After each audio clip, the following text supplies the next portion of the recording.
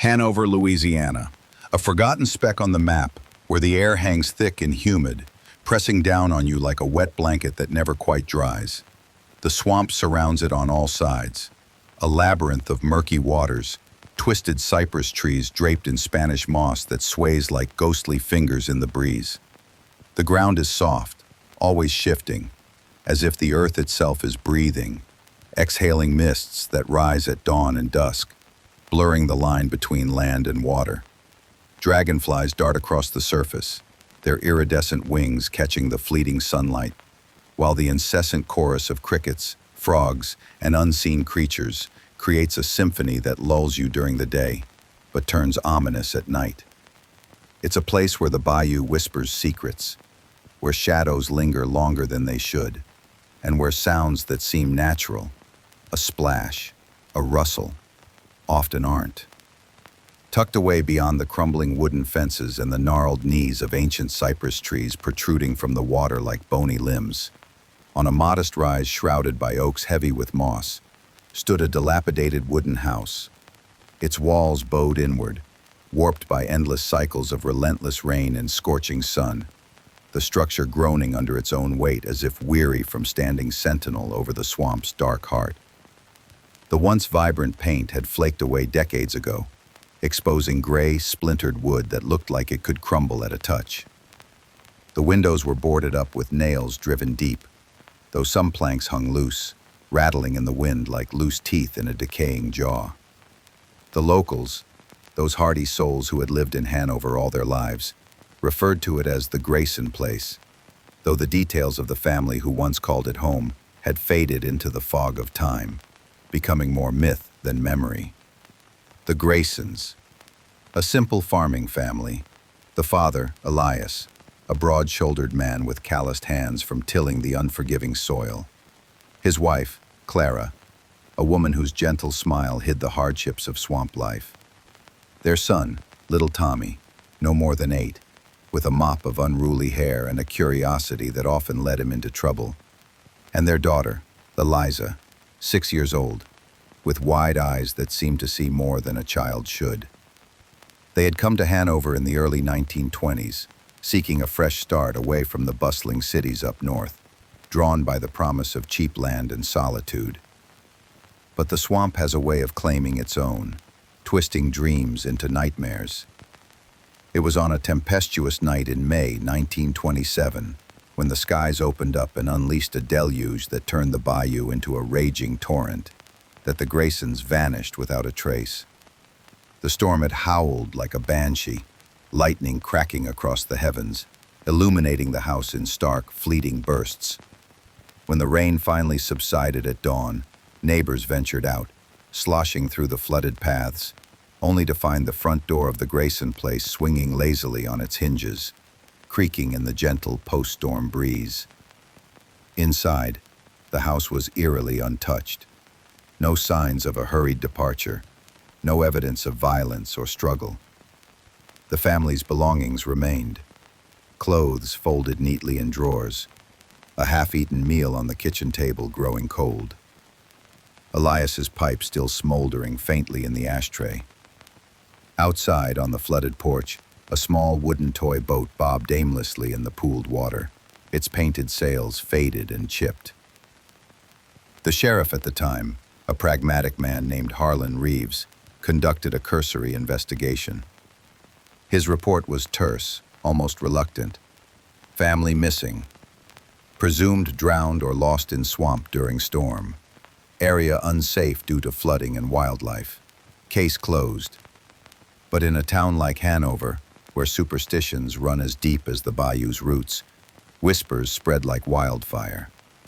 Some claimed the swamp itself had risen up, resenting the Graysons' intrusion into its ancient domain, pulling them down into its muddy embrace. Others spoke in hushed tones of darker entities, shadowy figures glimpsed slithering beneath the water's surface, eyes glowing in the treetops, waiting for the veil between worlds to thin during storms. Children were warned never to venture near the place, lest they too be claimed by whatever lurked there. 7 long years drifted by like the lazy current of the bayou, The Grayson place evolved from a tragic curiosity into a full-fledged legend, a tale told around flickering campfires and in dimly lit bars to scare the young and unsettle the old. Children, fueled by daring and the thrill of forbidden adventure, would challenge each other to race to the edge of the property at dusk, their laughter turning to shrieks as the sun dipped below the horizon and the shadows grew long. Grown men, hardened by life in the swamp, would veer their boats wide around the rise, muttering excuses about treacherous waters or elusive fish. Even tourists, those wide-eyed outsiders passing through on their way to New Orleans, would chuckle nervously at the faded entries in old guidebooks that mentioned the haunted house of Hanover Swamp, dismissing it as quaint folklore, while secretly feeling a chill crawl up their spines. But for some souls, such stories aren't mere diversions. They are siren calls, beckoning the curious, the ambitious, or the foolhardy to delve deeper. One such individual arrived in Hanover during the sweltering summer of 1934. Thomas "Tom" Harper. Tom was 28 years old, a lanky figure with a wiry build honed from years of traipsing through backwoods and forgotten towns in pursuit of the extraordinary. His eyes were sharp, piercing blue orbs that seemed to absorb every detail, even in the gloomiest light, missing nothing from a flickering expression to a hidden clue. He worked as a reporter for the Daily Chronicle in Baton Rouge, a mid-sized newspaper hungry for sensational stories to boost circulation. Tom specialized in the bizarre and the unexplained, the ghost sightings dismissed by skeptics, the mysterious disappearances that left communities reeling, the local legends that editors rolled their eyes at, but readers couldn't get enough of. For him, these tales were more than ink on paper. They were the lifeblood of his career, the path to making a name for himself in a cutthroat industry. The Grayson place, with its aura of unsolved mystery and supernatural intrigue, was a goldmine waiting to be unearthed. If he could dig up even a fragment of truth, a verifiable fact buried beneath the layers of folklore, it could catapult him to prominence, perhaps even earning him a byline in bigger papers up north. Hanover welcomed him, or rather, tolerated him, with its signature oppressive heat. The sun beat down mercilessly, turning the air into a shimmering haze that distorted the narrow streets, making the whole town feel like it was slowly melting into the swamp. Buildings sagged under the humidity, their paint bubbling and peeling, while the bayou's waters lapped lazily at the edges of the roads, threatening to reclaim what man had built. Tom checked into a modest room above a dive bar called Miller's Place, a squat, weathered structure with a flickering neon sign that read, "Red Lantern," in sputtering red letters, casting an eerie glow on the cracked sidewalk below. The air inside was a potent mix of stale whiskey, damp wood rotting from constant moisture, and the acrid tang of cheap tobacco smoke that clung to everything like a persistent fog. He settled onto a stool at the scarred wooden bar, nursing a glass of bourbon that burned pleasantly down his throat, cutting through the heavy atmosphere. The bartender, a burly man in his 50s named Jed, with graying sideburns that framed a face etched by years of hard living and harder drinks, eyed him suspiciously while polishing a glass with a rag that had seen better days. "You ain't from around here," Jed grunted, his voice rough as gravel churned up from the bayou bed, laced with the thick Cajun accent that marked lifelong residence. "Reporter," Tom replied with a faint, disarming smile, swirling the amber liquid in his glass. "From the Daily Chronicle in Baton Rouge. I'm here about the old Grayson house." Jed's face tightened instantly, like a noose pulling taut. His knuckles whitened as he gripped the edge of the counter, the veins standing out like twisted roots. He leaned in closer, his breath carrying the faint scent of chewing tobacco. "Son, you don't want to go poking around there. That place, it ain't right." Tom leaned forward, intrigued rather than deterred, his reporter's instincts kicking in. "Why not? What's the real story? Ghosts, curses, or just a bad storm that folks turned into a tall tale?" Jed's eyes darted toward the grimy window overlooking the darkening street, where the last rays of sunlight filtered through the haze, casting long shadows that seemed to creep across the floor. He poured himself a shot and downed it in one gulp before answering. It ain't ghosts exactly. It's something worse, something that leaves marks, not just on the body but on the soul. Folks who've gone near it, some come back changed, muttering about eyes in the water, cries in the night. Others, they don't come back at all. Kids especially. It calls to 'em, you see. Tom chuckled softly, a mix of genuine amusement and bravado, though a small flicker of unease stirred in his gut. Stories, huh? Well, that's my trade. I deal in stories, separating the wheat from the chaff, finding the truth buried under the embellishments. Jed didn't laugh. His expression remained grave as he refilled Tom's glass without being asked. Leaning in even closer, his voice dropped to a whisper that carried the weight of unspoken horrors. This ain't no story, boy. That place, it's hungry. The house, the swamp, they eat. They take what's offered, and sometimes what ain't. The Graysons learned that the hard way, and if you go there, you'll learn it too. The conversation hung in the air like the smoke from Tom's cigarette, thick and lingering. As the evening wore on, other patrons trickled in. Fishermen with sun-leathered skin, mill workers with dirt under their nails, and Tom listened intently to their tales. One old-timer spoke of hearing children's laughter echoing across the water on moonless nights. Another claimed to have seen lights flickering in the boarded-up windows, like lanterns held by invisible hands.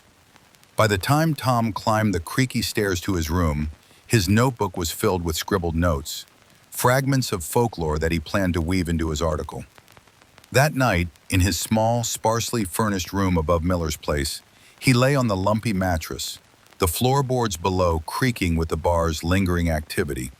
The wind whispered through the ill-fitting shutters, carrying the distant croaks of frogs and the occasional splash from the bayou. He flipped open his notebook under the dim light of a single bulb, jotting down his thoughts. People here fear what they can't explain. The fog, the water, the cries. They all point to something primal, something tied to the land itself. Superstition or not, there's a story here. Tomorrow, I see the house for myself. If there's truth to the legends, I'll find it. As sleep began to claim him, his eyelids growing heavy, a faint click echoed through the room. Sharp, mechanical, like the shutter of a camera. Tom's eyes snapped open, his heart pounding. He scanned the shadows. His Kodak camera lay on the rickety desk, its case securely closed. Nothing else stirred. The window was latched, no branches nearby to tap against the glass. He shook his head, dismissing it as fatigue playing tricks. But as he drifted off again, the unease lingered, a seed planted in his mind that would soon take root. August 14th, 1934. The morning dawned heavy with mist, transforming the world into a silvery veil where shapes blurred and distances deceived. The air was cooler than the previous day's scorch, but still thick, clinging to Tom's skin as he made his way to the docks. He had arranged to borrow a small wooden skiff from a local fisherman named Eli, a grizzled veteran of the swamp whose skin was tanned to the color of dried mud, cracked and weathered from decades under the unrelenting sun and relentless water. Eli eyed him warily as he handed over the oars, his gnarled hands trembling slightly, not from age, but from some deeper trepidation. "You planning to head out there after dark?" he asked, glancing at the overcast sky where the sun struggled to break through. "Before," Tom assured him, loading his camera, notebook, and a packed lunch into the boat. "Daylight's better for photos and notes, safer too." Eli nodded slowly, but his eyes, deep-set and shadowed, betrayed his doubt. He spat a stream of tobacco juice into the water, watching the ripples spread. "The swamp ain't the same come nightfall. Things wake up then. Things that stay buried in the light. The Graysons, they learned that. Storm or no storm, something took 'em, and it don't like visitors disturbing its rest." Tom offered a polite nod, pushing the boat into the inky water with a soft splash. "I'll be careful. Back by evening." As he rode deeper into the swamp, the town faded behind him, swallowed by the encroaching foliage. At first, the bayou was almost serene, a tranquil maze of channels where sunlight dappled the surface through the canopy overhead. Dragonflies hovered like tiny jewels, their wings buzzing softly, while frogs croaked in rhythmic harmony from hidden perches. The water was still, mirroring the twisted trees above, creating an illusion of an upside-down world beneath. But as he ventured farther, the atmosphere shifted. The air grew heavier, laced with the earthy scent of decay, rotting vegetation, stagnant water, and something sharper, almost metallic. Occasional splashes broke the silence, larger than fish, causing Tom to pause his rowing, his oar dripping as he scanned the surface. Ripples spread toward him, slow and deliberate, before dissipating just short of the boat. "Alligators," he muttered to himself, forcing a laugh that sounded hollow in the quiet. "Nothing more than gators, nothing more than gators." The dock at the Grayson place was a relic of neglect. Its planks rotted through in places, sagging into the water like a defeated bridge. Tom tied off the skiff with care, testing each step as he approached the house. It loomed before him, half entombed in vines that snaked up its sides like veins, moss cascading from the eaves in thick, dangling curtains. The porch steps groaned under his weight, protesting his intrusion with sharp creaks that echoed across the water.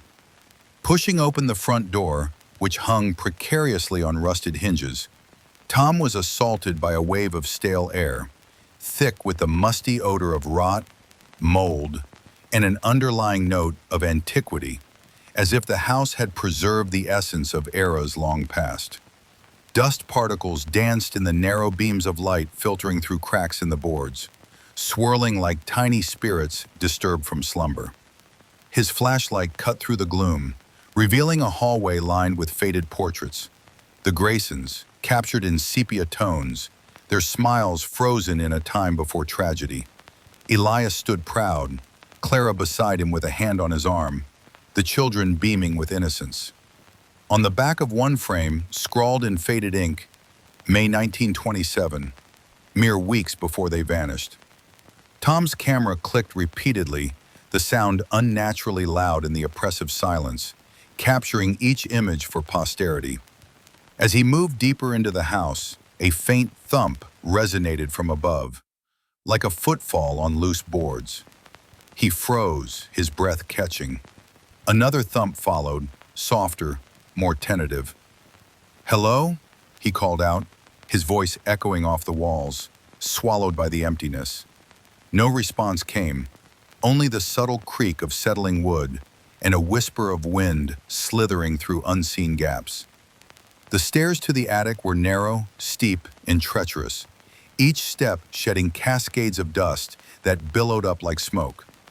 At the top, the door resisted at first, then gave way with a reluctant groan. The attic air hit him like a slap, colder than the rest of the house, saturated with the smell of wet earth, as if the swamp had seeped through the roof. The floor was uneven, patches of bare soil peeking through cracked boards, unnatural in a structure meant to defy the elements.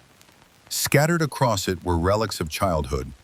A porcelain doll with a cracked face and one missing eye, staring blankly. A rusted tricycle tilted on its side, wheels frozen with age, and against the far wall, a small wooden cross, crudely carved with the words, "Forgive me, Father," etched into its surface. A chill permeated the space, raising goosebumps on Tom's arms. A subtle draft brushed the back of his neck, carrying a faint, inexplicable whisper. "You've come back?"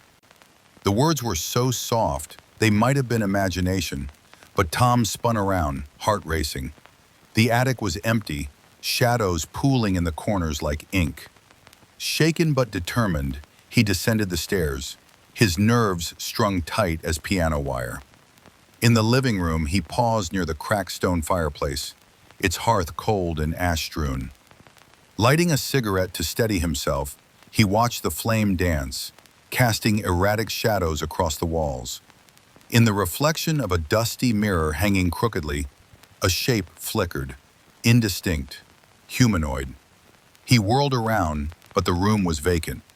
Yet the sensation of being observed persisted, a prickling at the base of his skull, as if unseen eyes tracked his every move. Then from below came the laugh, high-pitched, melodic, unmistakably a child's. It bubbled up from the basement, innocent yet chilling in the context. Tom's pulse quickened. He approached the basement door, secured with a rusted chain that clinked softly as he tested it. Finding a crowbar propped nearby, perhaps left by previous intruders, he pried the lock open with a screech of metal. A rush of cold, damp air surged upward, carrying the metallic tang of rust and something fouler, like old blood. His flashlight beams struggled against the inky blackness as he descended the rickety stairs, each step echoing unnaturally loud. The basement floor was uneven dirt, soft and yielding underfoot. Footprints marred the soil, small, bare ones that could belong to children, fresh as if made moments ago, alongside larger, heavier imprints that dragged slightly, suggesting a limp or burden. The air grew colder with each step, a palpable dread coiling around him like vines. Shadows danced independently of his light, stretching and contorting in ways that defied physics. His breaths came out in visible puffs, curling in the frigid atmosphere before dissolving. At the far end, a section of wall caught his eye. Bricks mortared more recently than the rest, their color a shade lighter. One protruded slightly, inviting touch. Tom's palm pressed against it, and warmth throbbed beneath, pulsing like a heartbeat. A low moan emanated from behind, or below, the wall, mournful and echoing, mournful and echoing. Gripping the crowbar, he struck, loosening bricks that tumbled into the dirt with dull thuds. A cavity revealed itself, and from within a pale face emerged, eyes black as the swamp's depths, mouth agape in a silent scream. Shapes writhed behind it, indistinct but humanoid, twisting in agony or anticipation. "Too late," a voice whispered, wet and guttural, seeming to rise from the earth itself. "You've come too late, Mr. Harper." The flashlight slipped from his grasp, clattering to the floor and extinguishing, plunging the basement into absolute darkness. Footsteps approached, slow, wet slaps against the dirt, drawing nearer with inexorable purpose. The House on Hanover Swamp, Part 2. The basement's atmosphere was suffocating, a cloying blend of wet soil, pervasive decay, and that persistent metallic undertone, perhaps iron from rusted tools, or blood long soaked into the earth, or maybe both intermingled in some unholy union. Tom's flashlight, recovered with trembling hands, cast a shaky beam across the uneven dirt floor, illuminating the footprints that seemed to multiply in the flickering light. The small, childlike ones now crisscrossing with the heavier drags, as if an invisible procession had passed through while he fumbled in the dark. He followed the trail deeper, each step sinking into the soft ground, the soil clutching at his boots like grasping fingers. The cold intensified, seeping through his clothes, while the dread became almost physical, a shroud wrapping tighter around his chest, squeezing the air from his lungs. The shadows on the walls elongated unnaturally, twisting into grotesque forms that mimicked human silhouettes, arms reaching, heads tilting. Every breath materialized as mist, swirling before vanishing into the void, a reminder that he was intruding on a place not meant for the living. Reaching the freshly mortared wall again, Tom noted how the protruding brick seemed even more inviting now, almost pulsing with invitation. Hesitation gripped him, but curiosity, that double-edged sword of his profession, won out. Pressing his palm flat, the warmth surged stronger, rhythmic, alive. The moan returned, guttural and resonant, vibrating through the bricks as if originating from deep beneath the house's foundations. The crowbar felt leaden in his grip, but he swung it with force, chipping away more bricks. They crumbled easily, revealing an expanding cavity. The moaning crescendoed, echoing off the low ceiling in a cacophony that set his teeth on edge. Peering inside, his beam caught those pale, unblinking eyes again. A child's face, features blurred in shadow, mouth working soundlessly, as if trying to form words from beyond. Behind the face, movement, writhing shapes, elongated limbs entangled, faces contorted in eternal torment. A glimpse of something familiar, Elias Grayson's stern features, Clara's gentle eyes twisted in horror, the children's innocent forms corrupted. "Too late," the wet voice whispered again, bubbling up like water from a drowned throat. "You're too late, Mr. Harper. They've been waiting for you." Tom staggered back, his flashlight flickering erratically as if the darkness itself sought to extinguish it. Shadows lunged across the room, tendrils reaching for his ankles. The temperature plunged further, frost forming on the walls in intricate patterns. Wet, dragging footsteps encircled him, closing in from all sides, accompanied by faint, childlike giggles that morphed into sobs. In desperation, he swung the crowbar at the floor, striking earth that erupted in a cloud of dust and debris. The child's face in the cavity twisted into a cruel, impossible smile, teeth too sharp, eyes too knowing, before retreating into the blackness, leaving only echoing laughter. Meanwhile, above in the attic, the old house groaned under the relentless summer heat, timbers expanding and contracting like living bones. Wind slithered through gaps in the walls, carrying ethereal voices from the swamp, whispers that sounded like pleas or warnings. The scattered toys lay in silent vigil, the doll's remaining eye glinting in the dim light filtering through the grimy window, the tricycle's handlebars casting elongated shadows that converged toward the door Tom had left ajar. A silhouette materialized against the wall, tall, unnaturally thin, its head cocking at an angle that defied human anatomy. The door creaked open wider, unbidden, and a frigid gust poured in, redolent of swamp rot and primordial decay. Dust swirled, forming vague shapes that dissipated as quickly as they appeared. Outside, the sun hovered low over Hanover Swamp, painting the sky in hues of crimson and gold, the mist thickening as evening approached. Dragonflies continued their aerial ballet, frogs amplifying their chorus, but an undercurrent of unease permeated the air. From the house emanated subtle sounds, a child's muffled cry, footsteps pacing overhead, a low metallic grinding like chains being dragged. Distant fishermen, poling their skiffs through the channels, paused in their labors, oars hovering above the water. An instinctual shiver ran through them. One glanced toward the rise, swearing he saw a figure in the window, a man with a camera, or perhaps something mimicking one. A nearby boat drifted empty, its owner vanished without a splash, claimed by the depths. The men muttered ancient prayers, crosses clutched in calloused hands, recalling the elders' admonitions. Steer clear of the Grayson place, or join the ranks of the lost. 3 days later, Eli, the old fisherman, spotted Tom's skiff adrift near the docks, bobbing aimlessly in the current. He hauled it in, finding it empty save for a soaked, leather-bound journal wedged under the seat. The pages were wrinkled from water exposure, but the ink held fast, Tom's precise handwriting giving way to erratic scrawls in the final entries. The last page in a script that wavered as if written by a hand not entirely his own. They never left. They're here, beneath us all, waiting in the roots, the water, the soil. The children call, the father watches, the mother weeps. All entwined, feeding the hunger. You cannot leave what the swamp claims as its own. Forgive me, Father, for I have seen. Word of the discovery spread like ripples in the bayou. The sheriff, a younger man than Reeves but no less pragmatic, assembled a team with shovels and lanterns, marching to the Grayson place under the harsh midday sun.